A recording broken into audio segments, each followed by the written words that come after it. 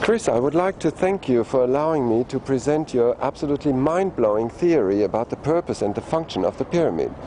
And could you tell us a little bit more about your background and how you made this fabulous discovery? Well, certainly. My background is in manufacturing engineering for over 40 years, both in England and the United States. And most of my background has been in aerospace manufacturing at just about every level of high-tech manufacturing.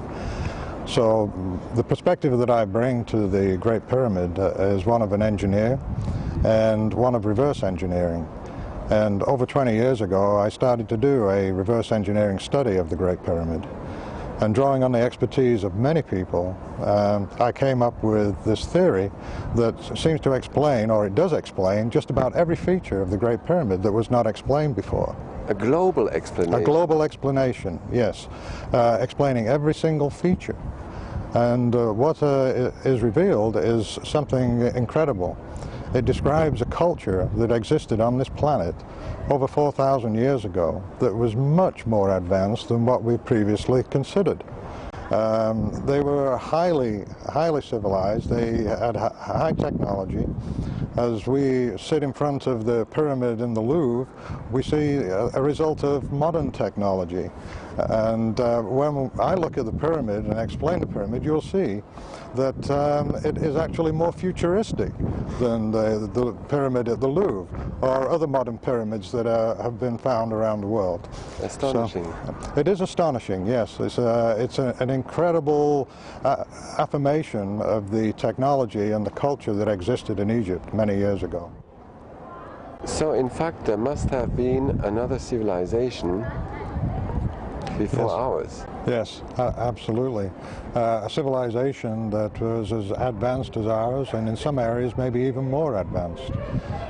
This civilization created a device that if we were to duplicate it today, we would be much better off in terms of energy production and the environment.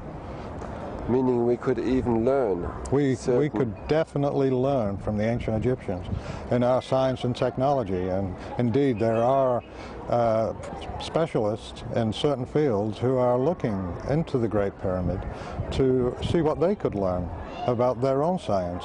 It could give us a clean and renewable energy. Absolutely, it could, because of the way it functioned, and it functioned in harmony with the earth. Now, since you put forward this global explanation of the biggest construction of humanity, there has been no scientific or seriously argumented objection to your theory. On the contrary, from specialists and physicists, engineers, scientists, I gain most of my support.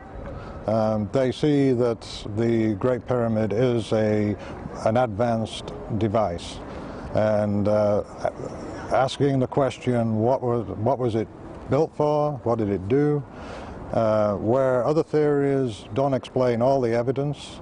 When you look at it from a high-tech perspective, we see that all the evidence is explained in a global explanation for everything. Looks to me like history and many books are going to be rewritten. We hope so. But let's hear in more detail what your theory explains exactly. It explains the reason for all the architecture, all the features within the pyramid, the reason for the pyramid. And essentially what it explains is that the Great Pyramid was an energy device that drew energy from the earth. It was in harmony with the earth, just like the civilization that built it. They developed a power system that was holistic and in harmony with the earth and the universe.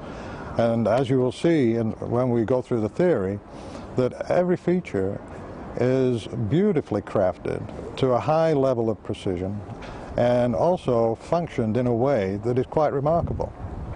Combining the aesthetics and the functionality.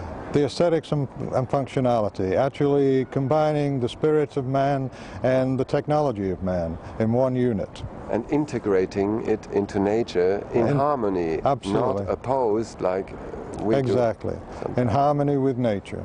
Mm-hmm. The master engineers and scientists in ancient Egypt were in harmony with the universe. And they used the information gathered from the universe to build this pyramid, build a lot of pyramids. What a fabulous area for research. It is a very stimulating area for research, and it is stimulating a lot of people.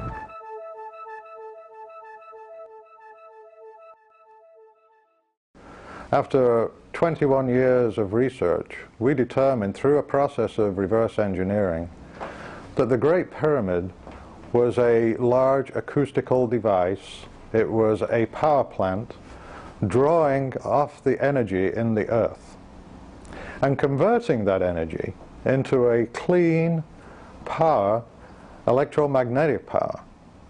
This device is the most sophisticated machine on the planet, and it has a very close relationship to the planet. It vibrates in sympathy and in resonance with the vibrations of the planet. There have been many theories about the Great Pyramid. What was it done? Why was it built? And for what purpose? Why was there a buildup of salt inside the Queen's Chamber? That has been the mystery. And there's no similar buildup anywhere else in the Great Pyramid. Why that gypsum in that particular shaft? Why that kind of material? And why the 27 pair of slabs? The overlying granite beams of the King's Chamber, why are they there? There is absolutely no need for 4 of those layers. And basically, the answer to all of these questions is the comprehensive hypothesis that the Great Pyramid was a geomechanical power plant, and it was drawing vibrations from the Earth through the pyramid and converting that energy into microwave energy, electromagnetic radiation. So now we get into the Giza power plant hypothesis, which basically is the general hypothesis is a coupled oscillator coupled with the Earth, built and designed to collect clean and renewable energy from the Earth. This subterranean chamber actually drove the pyramid to resonance and actually coupled the chamber to the vibrations of the Earth. Well, the hydrochloric acid I have coming in through the southern shaft, and then the hydrated chloride solution coming in from the northern shaft, the zinc chloride solution.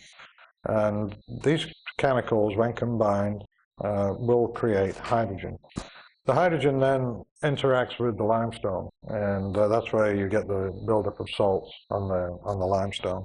It also is in the southern shaft, the interaction of the hydrochloric acid with limestone would create gypsum, which is what was found in the southern shaft.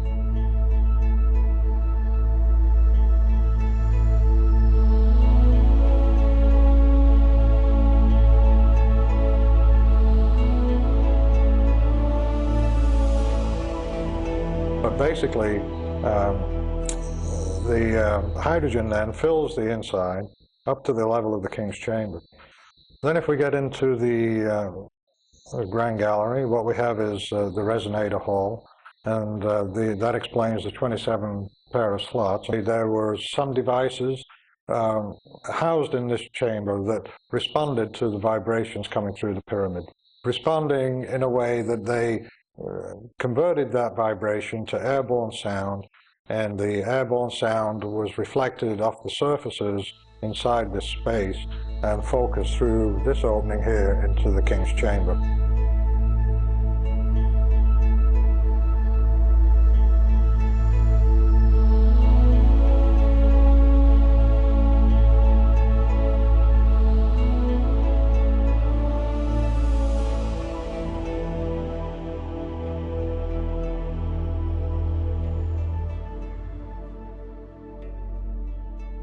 Hydrogen, which was generated in the reaction chamber, fills all the cavities within the Great Pyramid.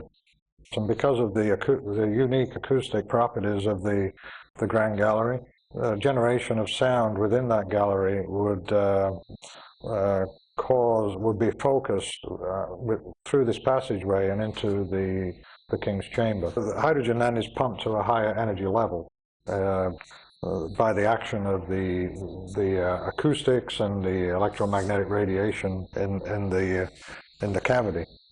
Once you have that condition, then you can actually stimulate emission by introducing a microwave of a suitable frequency. And that microwave of suitable frequency would obviously be a hydrogen, microwaves created by hydrogen in the universe, and that could actually become from the Big Bang. The microwave energy that comes through the northern shaft enters the King's chamber through this opening here. And the opening, of course, being a waveguide. It enters an environment that is highly energized. In other words, the hydrogen gas has been pumped to a higher energy level. And as the signal comes through that gas, it stimulates emission. In other words, the electrons in the gas that it interacts with are forced down to their ground state, and in the process it gives up a packet of energy in the microwave region. And this is what happens naturally in the universe.